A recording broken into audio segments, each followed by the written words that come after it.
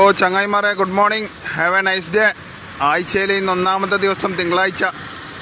നല്ല കാലാവസ്ഥ, അതിശക്തമായ മഴ തുടരുന്നുണ്ട്. അപ്പോൾ ഇന്ന് മുതലാളിമാരോട് പറയാനുള്ളത്, ഇന്ന് സ്റ്റാഫെല്ലാം വരാൻ കുറച്ച് ലേറ്റാവും. ഒരു 10-15 മിനിറ്റ് അങ്ങോട്ടും ഇങ്ങോട്ടെല്ലാം ലേറ്റാവും.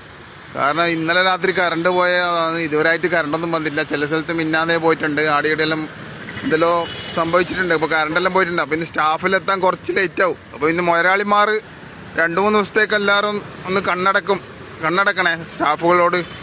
ഒരു 10-15 മിനിറ്റ് ലേറ്റ് ആവും. അതിനൊന്നും പറയാൻ നിൽക്കണ്ട. കാരണം ഗതച്ചു പിടിച്ച് വരുന്നേക്കും. കറണ്ടും ഇല്ല, വെള്ളവും ഇല്ല എന്നെല്ലാം സിറ്റുവേഷനിലാണ് ഉള്ളത്. ഞാനിപ്പോൾ അനുഭവിച്ചുകൊണ്ടാണ് ഞാനും പറയുന്നത്.